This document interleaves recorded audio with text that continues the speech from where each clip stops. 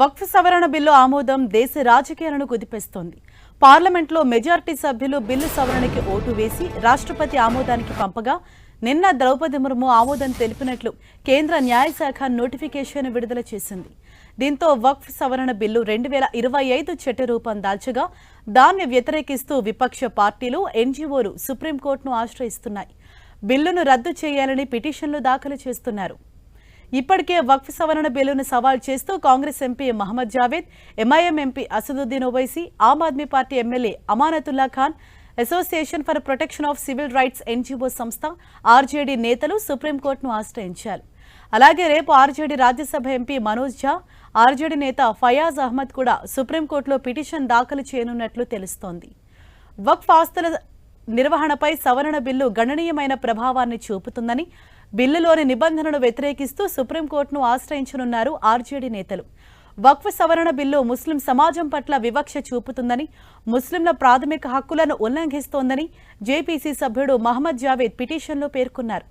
అంతేకాకుండా ఇతర మతపరమైన సంస్థల పాలనలో లేని ఆంక్షలు వక్ఫ్ బోర్డులో విధించడం ద్వారా ముస్లిం సమాజంపై ఈ బిల్లు వివక్ష చూపుతుందని ఆయన అభిప్రాయం వ్యక్తం చేశారు.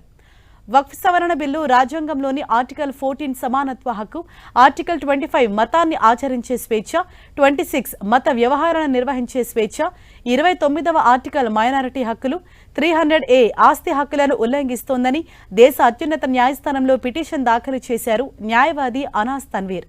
ఈ బిల్లు వక్ఫ్ ఆస్తులు, వాటి నిర్వహణపై ఏకపక్ష పరిమితులు విధిస్తుందని, తద్వారా ముస్లిం సమాజం మతపరమైన స్వయం ప్రతిపత్తిని బలహీనపరుస్తుందన్నారు.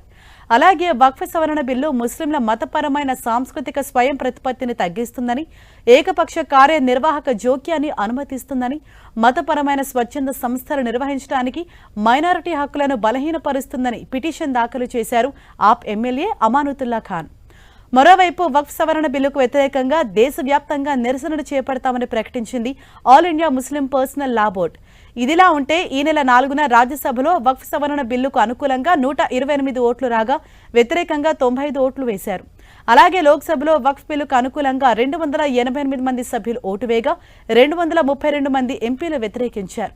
భారతదేశం అంతటా వక్ఫ్ ఆస్తుల నిర్వహణను క్రమబద్ధీకరించే లక్ష్యంతో 1995 వక్ఫ్ చట్టాన్ని సవరించింది కేంద్ర ప్రభుత్వం. రిజిస్ట్రేషన్ ప్రక్రియను మెరుగుపరచడం, వక్ఫ్ బోర్డు కార్యకలాపాల సామర్థ్యాన్ని పెంచడంతో పాటు సాంకేతికతను చేర్చడం వంటి అంశాలతో సవరణలు చేసింది కేంద్రం. అయితే ఈ బిల్లు ఆమోదాన్ని వ్యతిరేకిస్తూ సుప్రీంకోర్టులో పిటిషన్లు దాఖలు కావటం ఇప్పుడు చర్చనీయాంశంగా మారింది.